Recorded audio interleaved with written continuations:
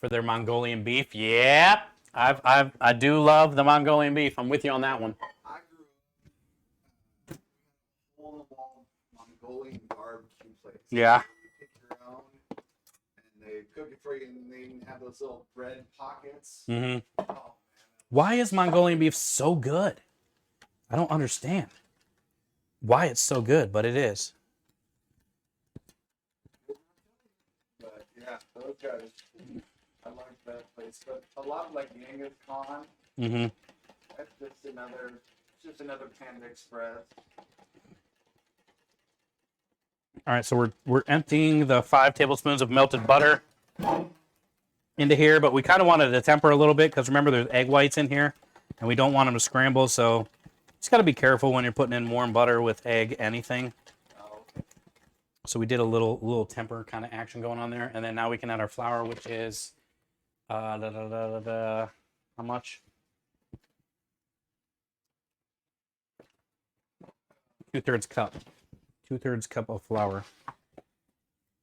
And then this should be enough to make our waffle cones that we're going to be doing science with that aren't essentially going to be cones because I didn't realize my pizzelle maker was what it was. I haven't used it in so long. I just thought it was like a normal pizzelle maker, but it's like a mini pizzelle maker. I had a normal one at one point. I just don't know where it went.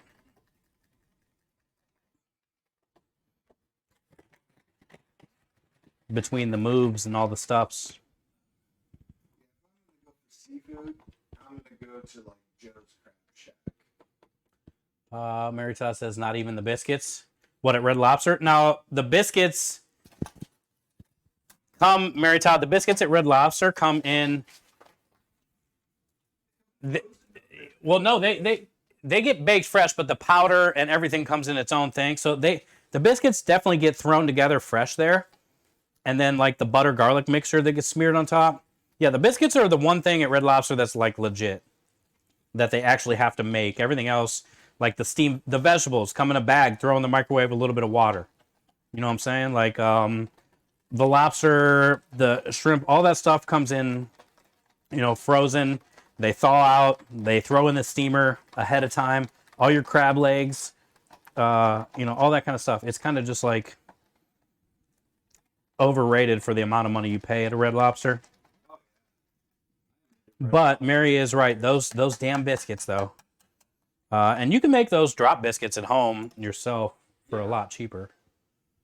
I think they put out the recipe for it too. Drew says, I was cool with the idea of bag food because you can make, freeze, transport deliciousness. But when you said the bags go in the microwave, rip Olive Garden.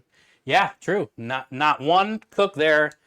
Like my buddy took on this Olive Garden job as the second job to help pay some bills. He was one of my prep cooks. He kind of helped out on the line a little bit, but mostly he was just in the back prepping for us. Because he always had multiple jobs and he could never be there every day between his other job. But he took on this job at Olive Garden. After he would leave our morning prep shift, he would go to Olive Garden for the night shift. And he said he was like a normal chef that worked at nice restaurants. He had a chef bag, chef knives, all this stuff.